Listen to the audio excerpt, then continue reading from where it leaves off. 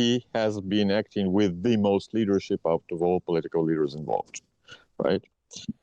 Now, what will come out of these negotiations, I really cannot say. What I can say is that it is good that we got to the negotiations. It is an achievement. It is the move in the right direction. I suppose to start with the positives from Donald Trump's perspective, he has been wanting to have this sit-down meeting with Vladimir Putin for some time. And it's been something that there's been talk of since he returned to the White House. Now there is a date next Friday in the diary in Alaska, and that's something that's been confirmed by both sides. Now we get to the slightly more complicated part. There are already complaints about this meeting. Zelensky, the Ukrainian leader, has come out and ultimately warned against it, suggesting that if there is a meeting that he is not at, then real decisions cannot be made on the future of Ukraine. And therefore, Indeed. Donald Trump and Vladimir Putin can meet, but what's it really going to lead to? Foreign Secretary David Lammy and US Vice President J.D. Vance are holding a summit of national security advisors from Europe, Ukraine and the US today. The summit comes ahead of a meeting between President Trump and President Putin, which is expected to take place next Friday in Alaska. Trump said Ukraine and Russia are close to a deal to end the conflict, but he offered a few details about what, if anything, had changed in his month-long effort to bring the two sides to the table.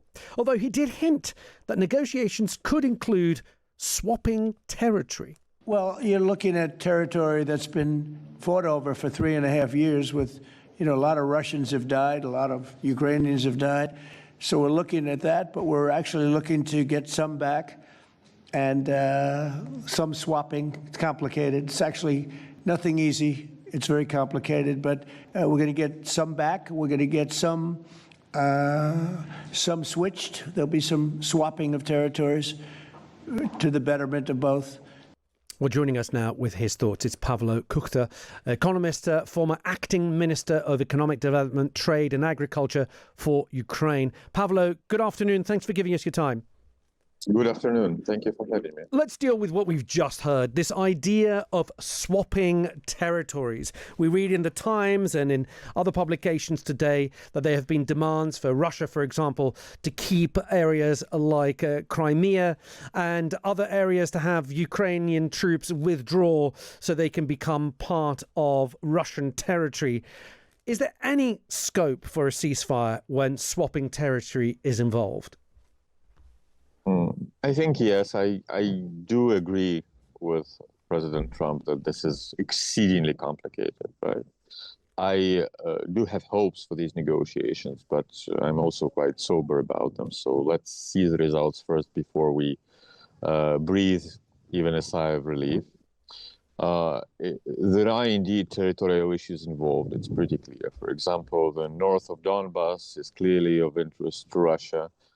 Not just symbolically, but also in terms of the water crisis that they have at the territories of Donbas they control, because the canal supply in these territories lies under Ukrainian control right now. So clearly they want to get control of that. Clearly they also, let's say, put on the table some really, I wouldn't call it unrealistic, but kind of out of, going beyond reasonable ideas, like that Ukraine should cede to them the territory which they do not control right now and from which they were kicked out and which lies beyond the Dnieper River. That is a natural barrier separating the two forces, right? So this looks unreasonable from a perspective of any kind of peace settlement. So perhaps they'll be taking these off the table. Now, these territorial swaps are pretty complicated, right? And you have to really understand the geography and the realities on the ground to even understand what we're talking about. But my hunch here is also that, the US-Russia talks are, in a way, despite the fact that they will definitely be talking about all these details, they are mostly about setting some kind of grand deal, some kind of new security framework for the region that would hold, that would at least avert further war. And then it's up to EU and to Ukraine to negotiate with Russia the finer details of the agreement, let's say. I think ultimately that is the way forward. But let's see how it goes. I mean, the situation is pretty chaotic, and it's not really helped by the fact that we are in a calm information season. So naturally, all the media in the world immediately jump on this thing and kind of amplify the noise around it. So we're getting it to a weird point. Pavlo, how would ceding of Ukrainian territory work? From what we're given to understand, that would require a referendum. Referendum is going to be pretty tricky to carry out at the moment, with troops and a diaspora of Ukrainian people spread all over Europe. Can this actually be done just by President Zelensky agreeing to something, or will it need the Ukrainian people to come together to decide? It's very hard for me to say. And also, I think the legal perspective here is less important than the perspective of actual legitimacy in the eyes of the people, right? So the right question is, will the people accept it or not? Mm-hmm. And what would it take for them to accept it? And are we even going there? Also, these are very painful issues for me as a Ukrainian in particular. I really don't want to speculate on them. It's clear that they're being discussed. Let's see where the discussions lead us before making any assessments of it, right? But you are right that this will not be an easy thing to get done if we get to getting it done. I would hope, and I think it's important also for the international order that we avoid any kind of final legal deals that redraw the constitutional maps, right? That maybe there are tacit recognitions of who controls what right now, and some kind of period where, okay, we accept that this is the realities we live in, and in 25, 30 years, we're going to get back to settling them. But that we do not try to redraw it legally, because this is a nasty precedent, and I don't think anyone would want to open that kind of worms. I think it's best avoided. Do you trust President Trump with this meeting? There are still questions whether or not President Zelensky will be present in that meeting. There have been rumors that he might be. Others are saying, no, it's just going to be the Russian president and the US president.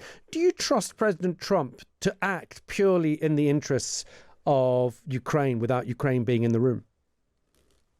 Look, I think President Trump, for whatever anyone's opinion of him, has been a primary force pushing for peace in Ukraine since he got elected. And I can only thank him for that, because the most important goal here is to end the war, right? Prolonging it, more war, more fighting does not solve any problem. It makes all the problems associated with this war more acute. So clearly, in that sense, he has been acting with the most leadership out of all political leaders involved, right? Now, what will come out of these negotiations, I really cannot say. What I can say is that it is good that we got to the negotiations. It is an achievement. It is the move in the right direction. This war at this point, it does not solve anything. It should be stopped. On that, I can only agree with President Trump. Pavlo, thank you for your thoughts. Really good to speak to you. Pavlo Kukhta there, economist and former acting Minister of Economic Development, Trade and Agriculture for Ukraine.